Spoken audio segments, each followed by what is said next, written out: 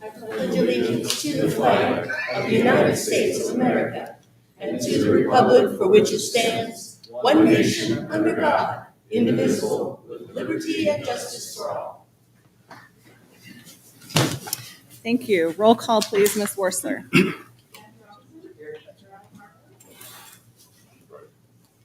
Present. He said present. Present. Present. Present. Here. Present. I have a motion to approve the agenda. So moved. Second. A motion by Mr. Weaver, a second by Mr. Hurd. Please vote. Yes. Yes. Yes. Yes. Yes. Yes. Yes. All right, we have some celebrations tonight.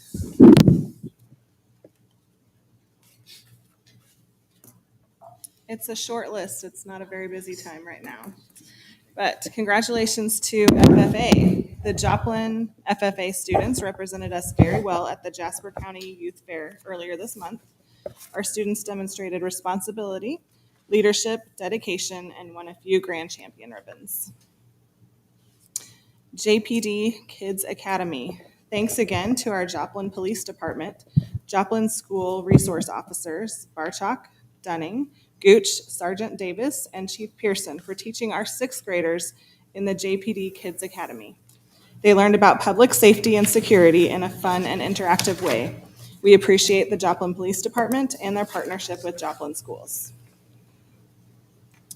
And then next we'll go over to the podium for another announcement.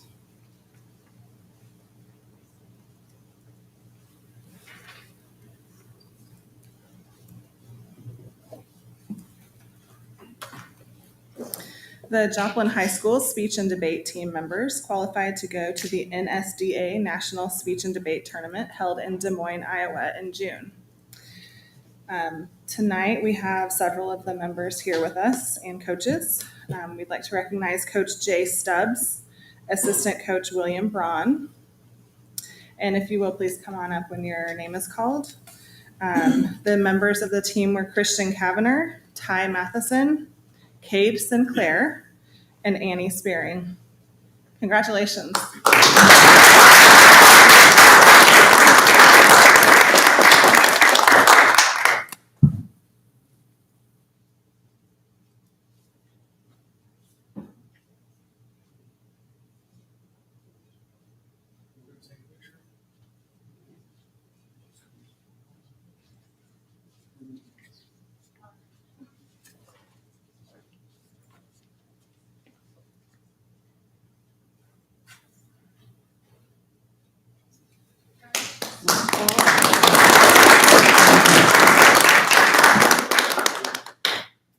Thank you very much for supporting speech and debate at Joplin High School. This was my first season in Joplin after 26 years in Houston, Texas. We had a lot of things going on to get to where we eventually got to. Annie was was a freshman, and that's a very difficult thing to do, to qualify as a freshman. Kate graduated senior and also was 7th place in the state of Missouri in humorous interpretation. So we're looking forward to building to be pretty young next year, and next year's national tournament will be in Richmond, Virginia, and schools from all across the world come. We're to qualify. Good luck again. Yeah, congratulations on success. Thank you. Thank you.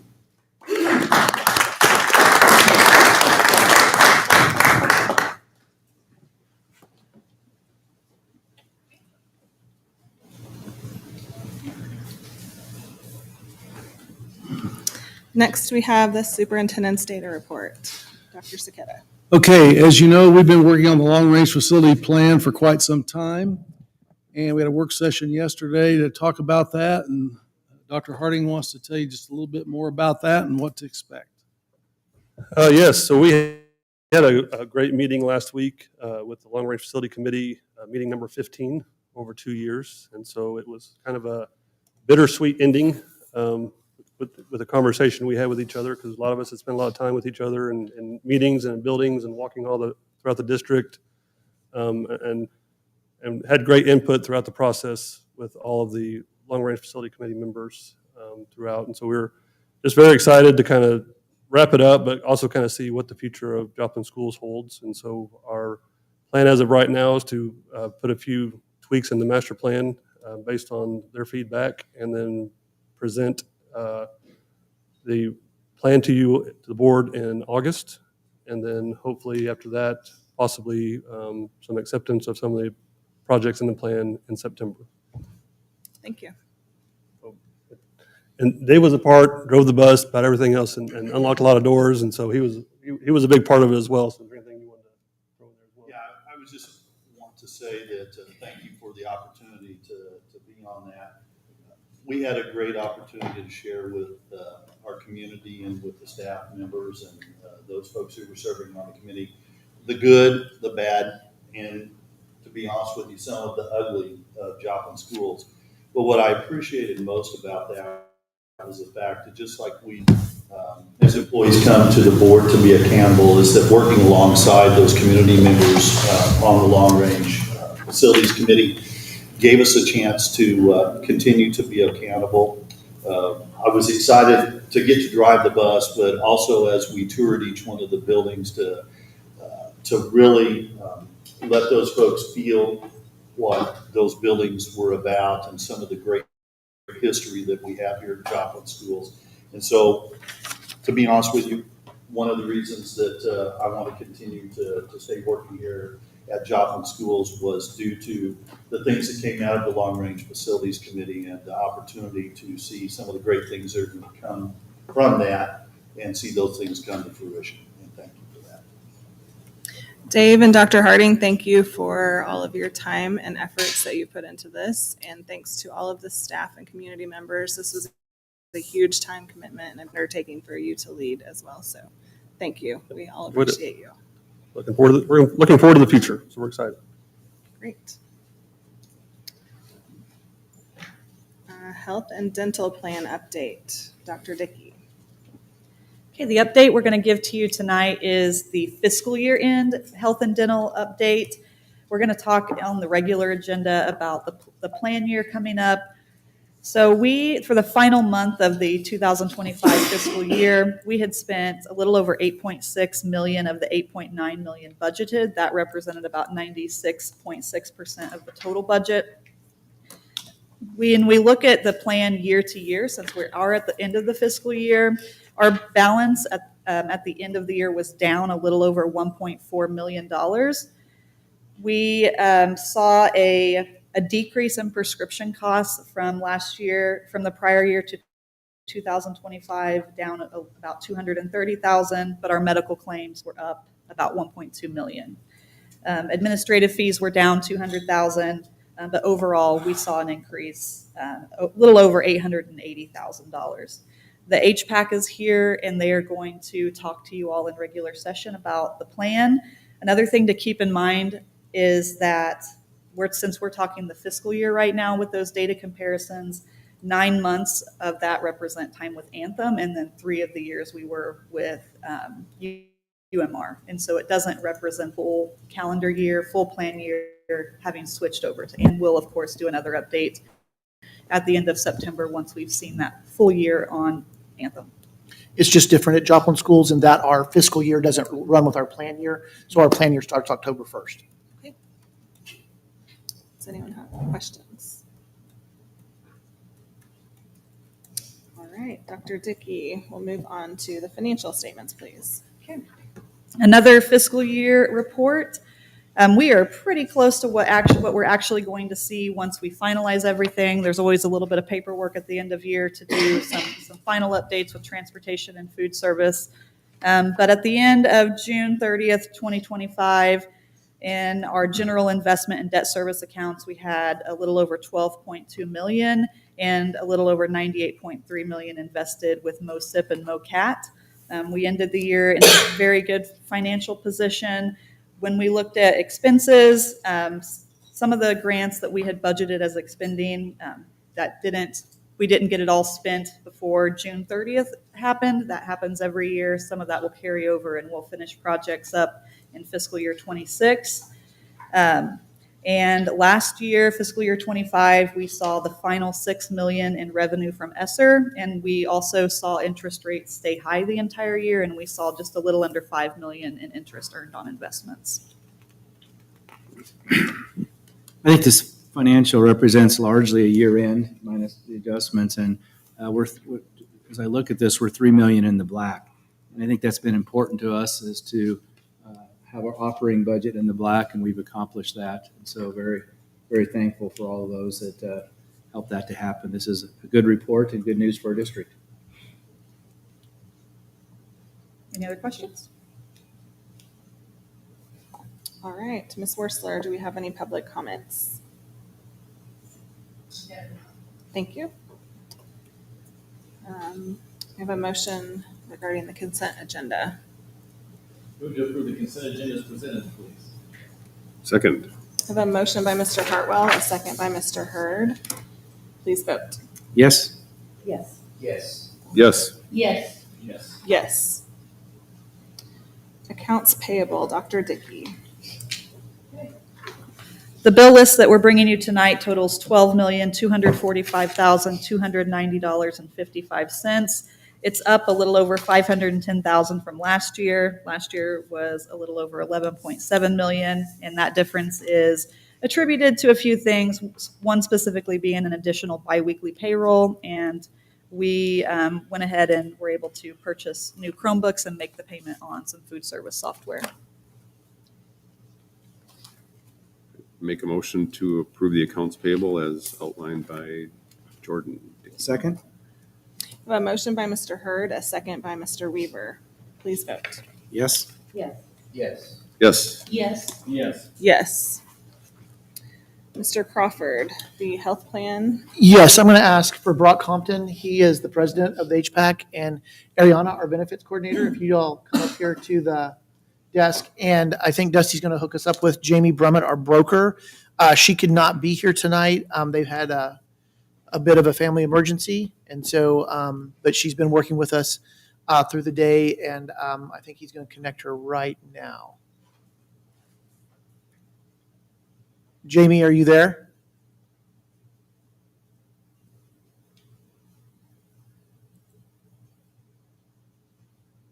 Dusty, do you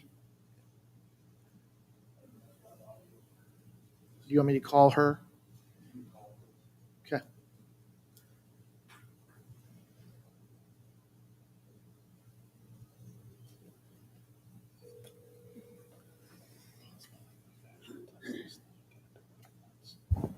Hi, Justin. I was trying to speak. I can see everybody, and I heard you saying you couldn't hear me. Okay.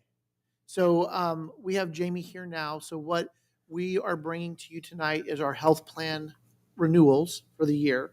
Typically bring those to you in July. Our bids have been out and come back in, and we're making recommendations from the health pack as to what they have seen and what we have seen and what we would have to do, what we would recommend to the board. Jamie, would you want to speak to that? Yes, absolutely. So we have the presentation, correct? Is that part of the board packet? Yes, it is. All right. So we have the first slide, just kind of an intro slide, and then we have the meeting agenda. We're going to talk just briefly about the claims, stop loss renewal, health plan review, just the history of what we've done with the health plan, contribution recommendations. So if we go to the first slide, the multi-year claim review, just like to show this for each year where we have our paid claims, what the stop loss carrier expected our claims to be and our maximum exposure. So we have each year when we come down to October of 2023 to September 2024, our paid claims were about 7.5 million, which was more than expected, but lower than our maximum loss exposure. The October 2024 claims through 8 months has been 5 million. We just got June claims, and actually we're running better in June than we were in May, which is what we were hoping for. We've had a rough year this year, us claimants. So I just want to point out that in plan year 2024, this prior plan year, we've had 14 claimants over 100,000. In this plan year, we've had 5 claimants over 100,000. 2 members have hit 200,000. We have, of those 5, 2 will no longer have ongoing claims, but 3 of them are anticipated to be well over the 200,000 mark for the upcoming year. Okay. So with that being said, our stop loss renewal on the next slide is pending right now. So do we have a question, Justin? No, I don't think so. Did anybody have a question? No. Okay, I saw you looking around. I just wanted to make Oh. sure. So our stop loss contract for last year is on the screen right now. Our initial renewal from our current carrier is an 18% overall increase. We're still trying to finalize that. We just got June claims numbers on Monday. So we're just trying to get all of that wrapped in and get that finalized, but we're pretty confident that it's going to come in at an 18% increase.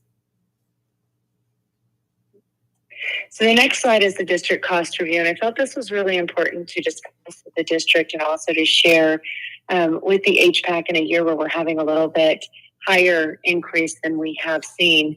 When I started working with the district was in 2017 to start working for the 2018 plan year.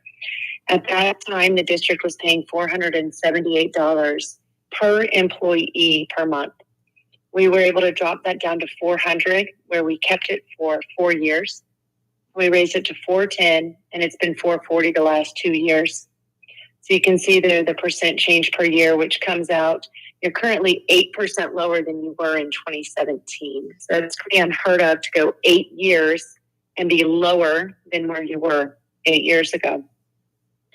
The average increase is 7 to 10% each year. So if you had done a 7% increase each year starting at the $478, you'd be at $767 right now.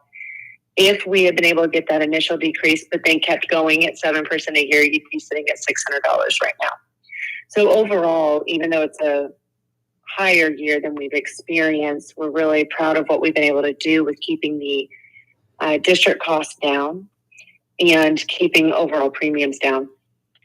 So what we are recommending is an increase of the district to $520 district contribution, when that essentially gives you an 8% increase versus where you were in 2017. Okay. And I just wanted to throw this next slide up here. It's a health plan review, kind of the history of the health plan. So in 2017, like I said, it was $478 per employee. The lowest cost plan for the employees, and the plan that every single employee took, was called Plan A, and it had $120. The lowest cost was $120 per month for the employee-only coverage. So beginning in 2018, we made it to where there were 3 health plans, and the district had a decrease of 16%, and we lowered employee premiums by 25%. So what the employees paid went down by 25%. Their lowest cost plan option at that point was $50. And we improved all of the plans. We added mental health. We added preventive care. We added a lot of things that were missing from the district at the time. So we kept those plans and kept everything the same until 2022, where we made some changes to the contribution structure, where single coverage for the HSA plan was only $35 a month. And then the buy-up plan, the very rich plan, was $130. So we also changed the plan designs a little bit. In 2023, we had a slight increase, an 8% increase with no plan design changes, and we had no plan design changes in 2024. Pause there. Any questions from anyone? Go ahead, Jamie. Okay, so in the contribution recommendations, what we have here is that we took this to HPAC and we showed them a couple different options, and HPAC was comfortable with going along with a 20% increase to overall premiums. So that's not to individuals or necessarily to the district by 20%. We want to increase the overall premium coming into the health plan fund by 20%. And that would increase the plan income by $1,335,000. Our reserves are still at a very healthy number. We want to keep the reserves at that healthy number. And so we have an increased contribution from the district here of $520 per employee per month. and then a minimal increase to the employees. So I'm going to show that on the next page.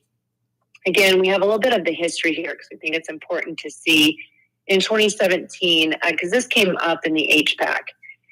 And Brock can speak to it. Brock's been on the HPAC ever since we began this, and so have others. And they remember back in 2017 and what they were paying in 2017.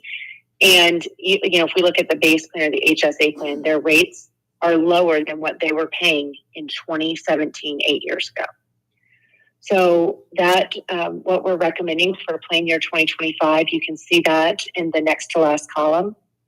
And you can see the increase monthly to the employees. That's the last column there. So for single coverage, I'm looking at an increase anywhere from $16 a month to $36 a month, but still keeping very low premiums.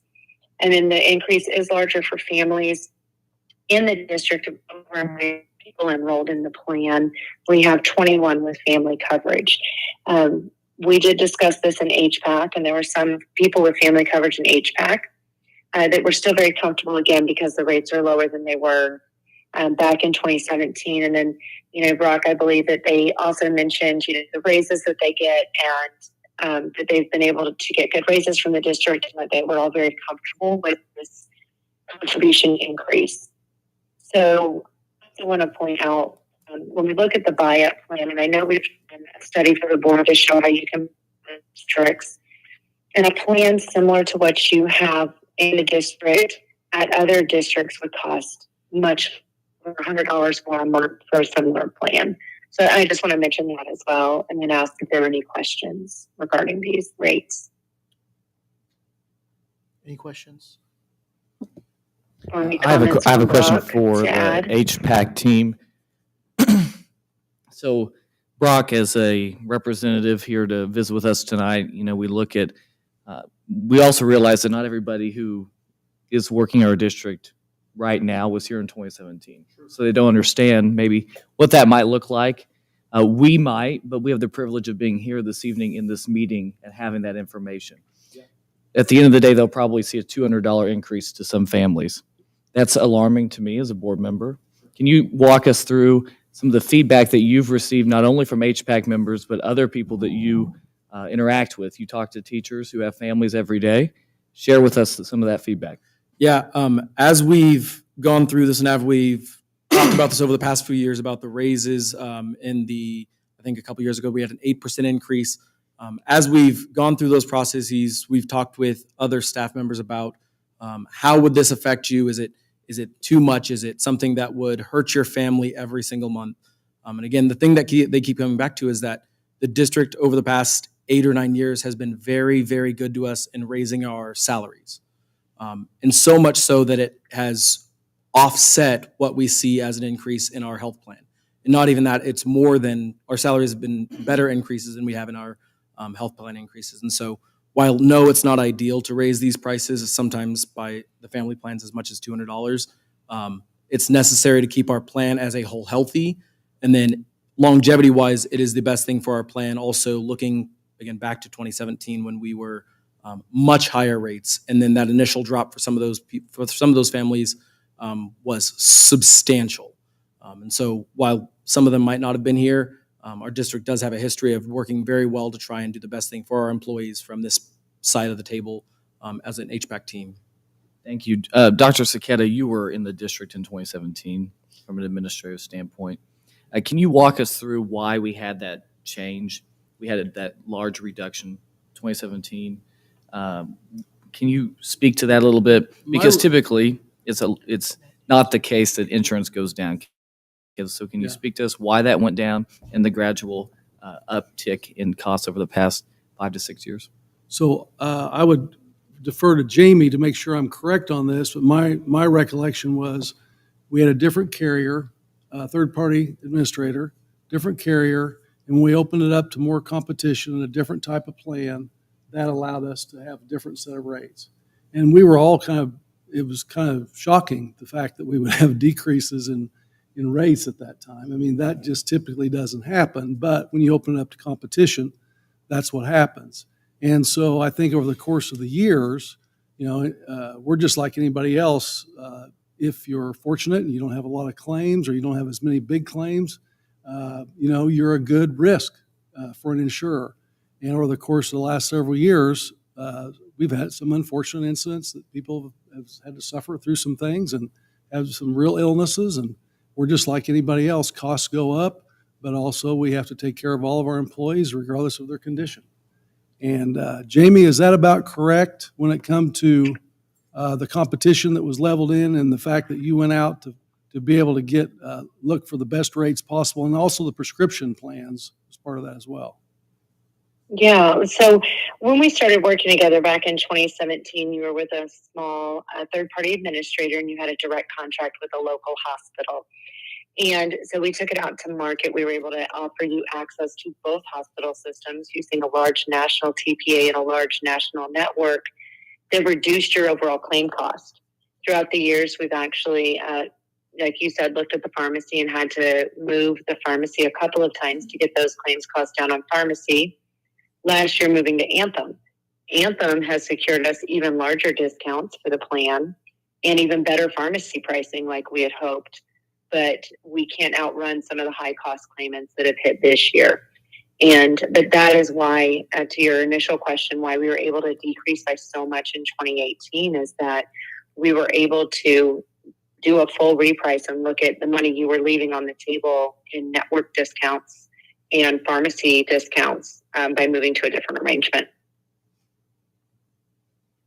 Thank you. I think it's important to be able to recognize that and see really how we got here and to share that back history. So I think that's important when sharing. Although it's not ideal that we're raising the rates, we also recognize that we have to do that to be able to keep our plan solvent. So we appreciate the hard work that everybody's done on this. To the committee, you've met with the teachers and you're representing all of them tonight. Is it your recommendation that we move forward with this proposed plan? Yes, it is. We do believe, and we've talked as a team, that this is what's best for our plan to continue to have the reserves that we have and make sure that our health plan is fully intact and safe. Based on that recommendation, I would move that we approve this item. A motion by Mr. Weaver, a second by Mr. Robertson. Is there any further discussion? Just a question, if you go back to the previous page, just give me a directional as far as where are most people? Are they in the HSA plan, the base plan, the buy-up? Where do most people sit? Most people are in the buy-up, correct, Jamie? No, that's Most not correct. people are in No, the sorry. Base plan. The base plan. Exactly. The base Yes. plan. Yeah. So of our single coverage, we have 445 people with single coverage on the base plan. That is the highest enrollment. You have a split on the families. Like I said, there's only 21 families within the district, and the majority of those, they're kind of split between the HSA and the base plan. We're seeing some more movement towards the HSA, and we prefer that because since we are self-managed, people tend to manage their money better, so it manages as a plan. We're seeing that shift as time goes on and people are more educated about our HSA.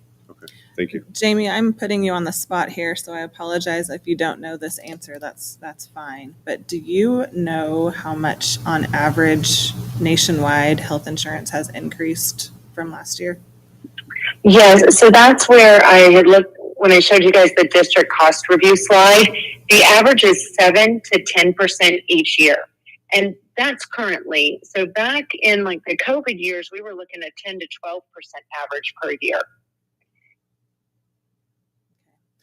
My point in is that go ahead. I applaud our administration and you, Jamie, and our HPAC for continuing to make sure that our employees have the best option possible for health insurance, because this industry is one that sees year to year increases much higher than what we've been able to provide. And then with the district sharing in the cost of that, I'm glad that we are all working hard to reduce the cost for our employees. So, thank you. I do have a question. Are we voting on the dental plan as well with this? Yes, both of those are wrapped into the same action item. Do you want her to address the auxiliary benefits as well? I'm fine. I went through it and read it unless someone else has questions about it. With a motion on the floor, do we need to suspend the motion to present the dental plan, or are there questions about it? It's part of the action It's item. part of the action item, so if the board's Okay. content with the information we provided, we don't Okay. need to present. All right, there is a motion on the floor then. Please vote. Yes? Yes. Yes. Yes. I have to abstain because I'm on retiree dental. Yes. Yes. The motion passes. Playground IEP. Thank you very much, Jamie. Thank you. Thank you. Thank you, Brian. Good work. Thank you, Jamie. Dr. Pattison. Stacy Tracy is going to come up and give a brief explanation for Playground IEP. Good evening. Good evening. Hello. Okay. Playground IEP is an AI program that has been built and made by educators who had worked with special needs kids and understand compliance and IDEA and all the federal regulations that go along with writing IEPs. So it is built to save teacher time. So my biggest selling point today is we are looking at retention of staff and what can we do for them to allow them more time to plan lessons for children during their plan period and less time handling paperwork. So this system is FERPA compliant and HIPAA compliant. It has a lot of tools that will help them, especially our new teachers who don't understand how to write an IEP and spend a lot of their time trying to learn how and a lot of our time trying to guide them and feedback. It will help them put in skill deficits and baseline and help them wordsmith their IEPs. It will help them develop IEP goals that are aligned to the Missouri Learning Standards. And then it will help them identify the skills that they're at and how to get to that goal and help. It will then make lesson plans for the teachers who don't know how to make lesson plans based on goals. It will help guide them to the skill deficits and how to get to that goal and give us some plan and activities to do. And then the system will also, with the push of a button, give them quiz assessments for goal data collection based on the goals that they have in the system. They don't have to spend hours and hours and hours on this to develop those. It will do that paperwork for them. They will run through, make sure it aligns with that student's skill and deficit, and be able to assess and get goal progress immediately. So for me, it's all about how do we support our teachers that struggle with learning 200 plus standards and indicators and making compliant IEPs and allow them more time teaching students. I'd move for approval of Playground IEP. Second. I have a motion by Mr. Hartwell, a second by Ms. Schroeder. Any discussion? Is it $15,000 every year? It's actually for 3 years, it's 13. We got a discount by going 3 years. It is So it's 13,932. Okay. And does it integrate with PowerSchool as It does. It connects with PowerSchool and SpedTrack. So we won't have to input data twice. Correct. Awesome. Okay. Thank you for looking into that, finding it. So question for you, so who's gonna check to make sure the results that spit out of AI are correct? Because I play around with this in my professional world, and some of the results are wildly interesting and yet have nothing to do with the material. Right. So how do you check that? Because this is still in its infancy, and you know, it's like if you don't have good quality data in, you have garbage out. Correct. But who's going to check it? Because I know what happens is we all get busy, we all press the button, and we let the AI do the work, and we don't even look at it. And how do we know we're going down the right direction? What's the check and balance on that to make sure, like, yes, this makes sense? Well, that's an easy answer for us. We have our system already built in. Part of our process coordinator positions are compliance to the standards and indicators, and they actually read every IEP before it is activated. They give feedback to the teachers that don't understand or put inappropriate things in it, or non-compliant issues, or they don't have appropriate goals that match the student's disability area. So they already read every IEP to front to back before anything is activated. So what this will do, it'll change how they give feedback to making sure that the AI is being driven by the student's individual needs. Okay, so someone will be reading it still. They'll still sign Every off on IEP is to read. Make sure this is correct and accurate. Mhm. Okay. Very I good. think what you're saying is that it'll save time on the front end, right? It'll let Yeah, our it teachers saves- spend more time with our students. And our process coordinators will also be able to mentor more teachers because right now they're giving feedback nonstop. I personally, Julie and I personally stepped in to help read IEPs for some of our struggling teachers that were brand new baby teachers. And I could spend 10 hours alone just reading and giving feedback so that they were learning. This is an example of what it can look like. And it's a lot of teach time. But when you spend 10 hours of your work life for one IEP document, we'll be able to streamline that feedback to just appropriate skills based on that student. No, I absolutely understand that the front side of the work on that. I have a sister that actually lives in that world, and that is her biggest thing in the world is that all she does is write IEPs, Yeah. and it takes forever. So I totally understand the front load side of that. You completely satisfied me on the back side that someone's still looking at it, reading it, and that to validate it. So I'm comfortable, and Good. thank you. Appreciate it. Tracy, one thing I like is that will make it easier to get the accommodations to the general ed teachers. Yes, it will also help to make modifications to a gen ed lesson plan based on that student's IEP modifications and accommodations. So the co-teachers can present accommodations and modifications to the curriculum to the gen ed teacher so that when they're not in the room or they have science that is not co-taught, they can provide those accommodations in a ready-made lesson or material. Oh, excellent. Excellent. Great. Is there any further discussion? I'd just like to hear back from you 6 months in as far as how it's working. I think it could be a fascinating tool. I'm That's excited to interesting. find out. Yeah. We will definitely give more input back when we get more results. Okay, thank you. Okay, thank you very much. Please vote. Yes. Yes. Yes. Yes. Yes. Yes. Yes.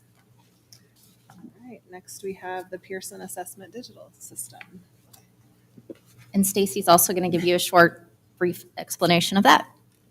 So the Pearson assessment is the largest assessment program, and we buy protocols and testing materials to evaluate special education students as well as gifted students. These are very expensive assessment tools, and they're paper heavy. So every IQ and academic test has a pamphlet that goes to the student, a pamphlet that goes to the psych examiner, and they're hand grading a lot of those protocols, handing them out individually to teachers, parents, mailing things, getting them back, and they'll spend anywhere from 8 to 10 hours of their work week scanning and grading, assessing those scores, and looking at paper. So our school psychs are being asked more and more often to take part in the problem-solving teams so we can be proactive in our interventions instead of reactive. And this assessment system lets that scoring happen online with their assessments.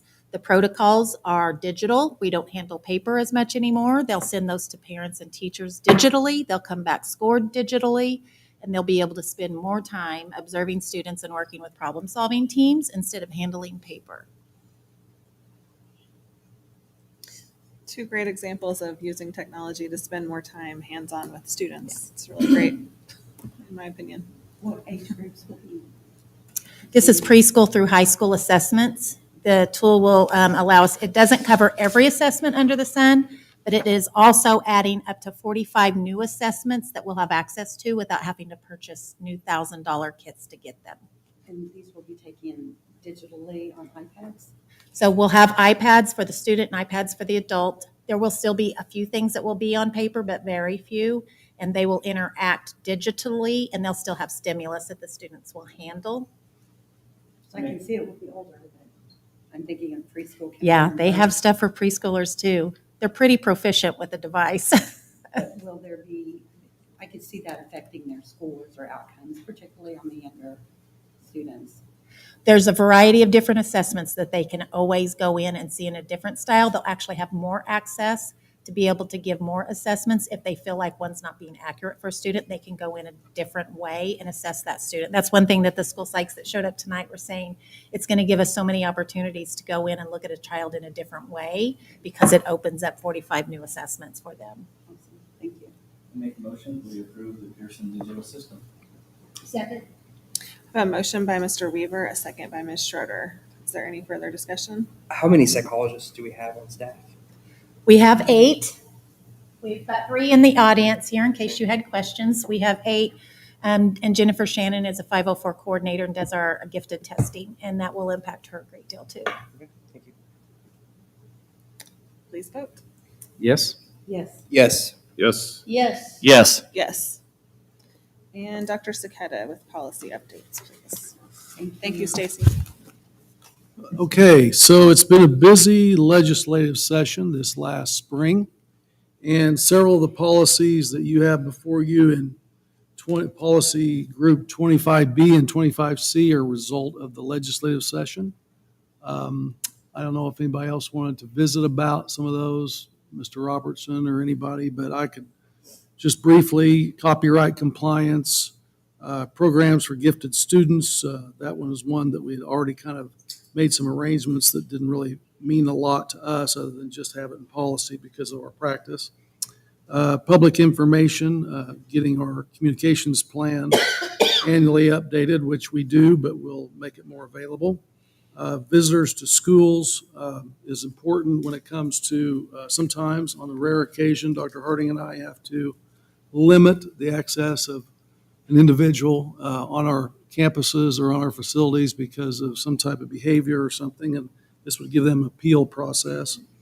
Homeschooling options, changes in Senate Bill 63 and removes the homeschool declaration. There's a new term called family-paced education. It really is a homeschool. Board member qualifications, there's another qualifier in there when it comes to disqualification for felony convictions on school property for assault and harassment. Updates that policy.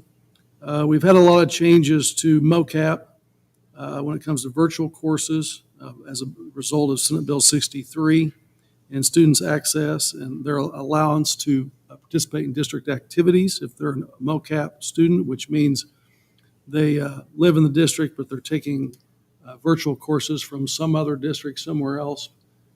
That district would take the testing for them, but they would be able to participate in our activities here if they live in the district. District-sponsored extracurricular activities, the ban of athletic participation of students that in a different sport other than their biological sex at birth. It takes effect. Mich had already had that rule anyway, but we already had that process in place. Resident participant student involvement in activities. New policy from Senate Bill 63, which means homeschool students and virtual school students can participate in district activities and fine arts with limited exceptions. If a kid or a student, for instance, wants to be in band and it's a co-curricular class, then they would have to come to school to be in band. If they're in sports, if weightlifting is part of it, it's not necessarily required, but we have very few sports that weightlifting is pretty much everything but required. The kids are expected to be there, so we think a lot of the non-resident or the homeschool students, family-paced education students will come for those courses. And then the last one is student use of personal communication devices in school, which bans the use of cell phones and other communication devices from bell to bell, the first bell in the morning to the last bell in the afternoon. So these are all updates to policy. Our suggestion is a first and final reading so we can take these to our handbooks and make sure our policies are corrected for the first day of school, because these policies, several of these policies, most all of them come into effect on the 28th of August anyway. Thank you. Anyone have questions? Okay. The motion. I'll make a motion we approve the policies as presented. Second. I have a motion by Mr. Robertson, a second by Mr. Hurd. Please vote. Yes? Yes. Yes. Yes. Yes. Yes. Yes. Do I have a motion to adjourn? So moved. Second? A motion by Ms. Schroeder, a second by Mr. Weaver. Please vote. Yes. Yes. Yes. Yes. Yes. Yes. Thank you. Yes, we're adjourned.